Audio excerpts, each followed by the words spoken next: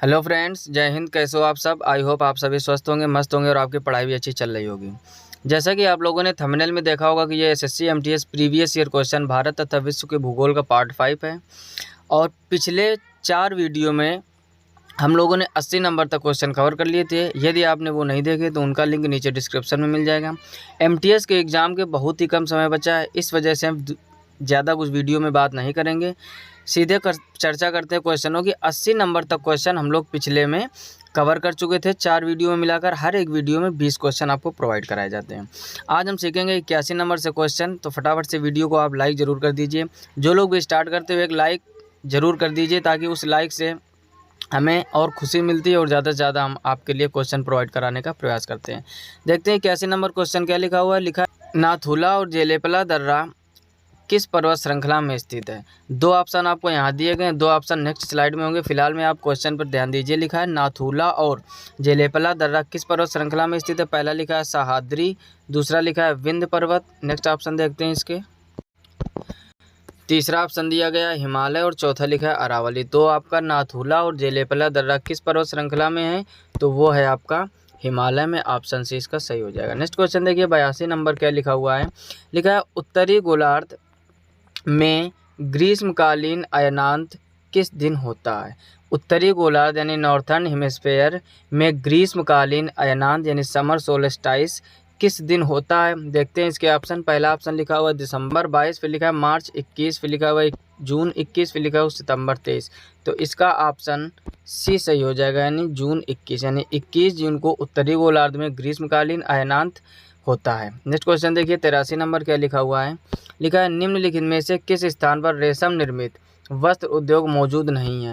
यानी नीचे जो आपको ऑप्शन दिए गए हैं उसमें पूछा गया आपसे किस स्थान पर रेशम निर्मित वस्त्र उद्योग मौजूद नहीं है। पहला लिखा हुआ है बेलगांव, फिर लिखा हुआ है मिर्ज़ापुर, फिर लिखा हुआ है मैसूर और फिर लिखा हुआ है बारामूला। तो इसका ऑप्शन बी सही हो जाएगा, यानी मिर्ज़ापुर। नेक्स्ट क्वेश्चन देखिए, 84 नंबर लिखा हुआ है, निम्नलिखित में से कौन सी पहाड़ी प्रायद्वीपीय पठार का सबसे दक्षिणी छोर है? यानी जो आपको ऑप्शन दिए गए उसमें पूछा गया कौन सी पहाड़ी प्रायद्वीपीय पठार का सबसे दक्षिणी छोर है। पहला लिखा है वेलिकोंडा, फिर लिखा हुआ गिरनार, फिर लिखा हुआ है नीलगिरी और फिर लिखा हुआ एनाकोंडा। तो इसका ऑप्शन सी सही हो जाएगा, यानी नीलगिरी। नेक्स्ट क्वेश्चन देखिए, 85 नंबर क्या लिखा हुआ है। लिखा है, निम्नलिखित में से कौन सी नदी समुद्र में नहीं मिलती है? कई बार इस टाइप के क्वेश्चन एग्जाम में पूछे जा चुके हैं कि कौन सी नदी समुद्र में नहीं गिरती। पहला लिखा है गोदावरी, फिर लिखा हुआ बनास, फिर लिखा हुआ नर्मदा, फिर लिखा हुआ गंगा। तो ऑप्शन इसका बी सही हो जाएगा, बनास, यानी बनास नदी आपकी समुद्र में नहीं गिरती। नेक्स्ट क्वेश्चन देखिए, 86 नंबर लिखा है, भारत के अधिकतर किस भाग में काली मिट्टी पाई जाती है? पहला लिखा हुआ तटीय मैदान, फिर लिखा हुआ प्रायद्वीपीय पठार, फिर लिखा हुआ हिमालय, फिर लिखा हुआ मरुस्थल। तो इसका ऑप्शन बी सही हो जाएगा, यानी प्रायद्वीपीय पठार।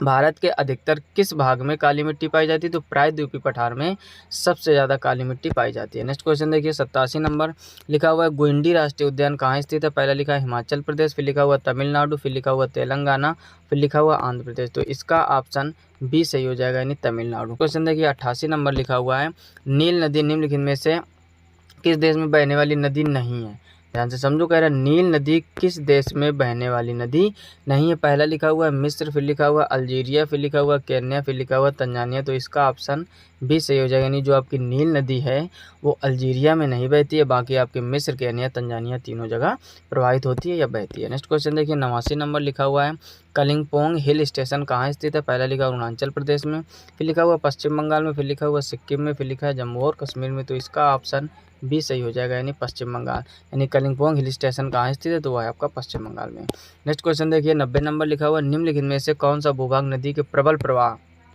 की अवस्था के कारण नहीं बनता है?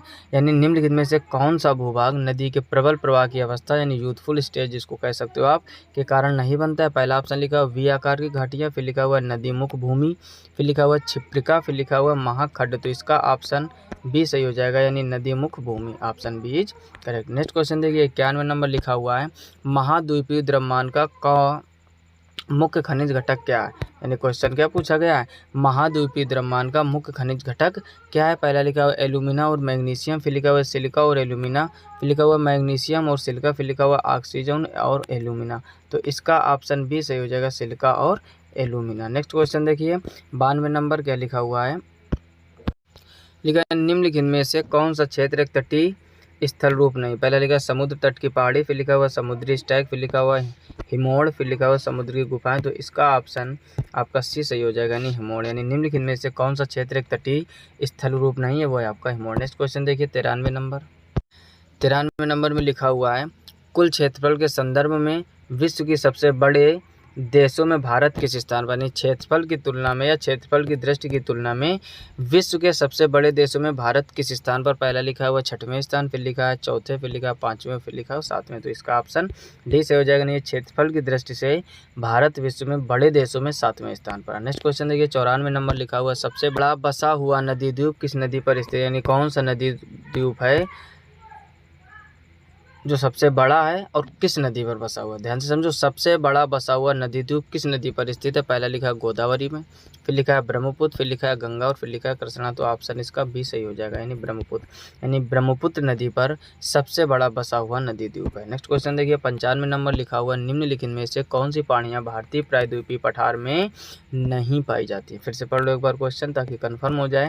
लिखा है निम्नलिखित में से कौन सी पहाड़ियाँ भारतीय प्रायद्वीपीय पठार में नहीं पाई जाती। पहला लिखा है नाला माला पहाड़ियाँ, फिर लिखा हुआ वेलिंगकोंदा पहाड़ियाँ, फिर लिखा हुआ जावड़ी पहाड़ियाँ, फिर लिखा हुआ है लुसाई पहाड़ियाँ। तो ऑप्शन इसका डी सही हो जाएगा, यानी लुसाई पहाड़ियाँ। नेक्स्ट क्वेश्चन देखिए 96 नंबर लिखा हुआ निम्नलिखित में से कौन सा शहर गंगा नदी के तट पर स्थित नहीं है। पहला लिखा है जयपुर, फिर लिखा है वाराणसी, फिर लिखा है कानपुर, फिर लिखा हुआ इलाहाबाद। ऑप्शन इसका ए सही हो जाएगा, यानी जयपुर। यानी कौन सा शहर गंगा नदी के तट पर स्थित नहीं है, तो वो है आपका जयपुर। जयपुर गंगा नदी के तट पर नहीं स्थित है। कि आपका वाराणसी, इलाहाबाद, कानपुर तीनों गंगा नदी के तट पर स्थित है। नेक्स्ट क्वेश्चन देखिए 97 नंबर लिखा हुआ छत्रक शिला किस प्रकार के प्राकृतिक भूगोल संबंधी क्षेत्र में पाई जाती है। क्वेश्चन क्या लिखा हुआ है, लिखा हुआ है छत्रक शिला किस प्रकार के प्राकृतिक भूगोल संबंधी क्षेत्र में पाई जाती है। पहला लिखा है मरुस्थल, फिर लिखा पठार, फिर लिखा हुआ तटीय मैदान, फिर लिखा पहाड़। तो इसका ऑप्शन ए सही हो जाएगा, यानी मरुस्थल।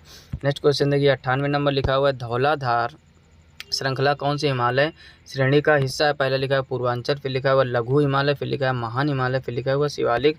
तो इसका ऑप्शन बी सही हो जाएगा, यानी लघु हिमालय। क्वेश्चन यानी आपसे पूछा गया है कि धौलाधार श्रृंखला कौन सी हिमालय श्रेणी का हिस्सा है, तो लघु हिमालय का एक हिस्सा। नेक्स्ट क्वेश्चन देखिए 99 नंबर लिखा हुआ हिमालय पर्वत श्रृंखला भारत के कितने राज्यों में है।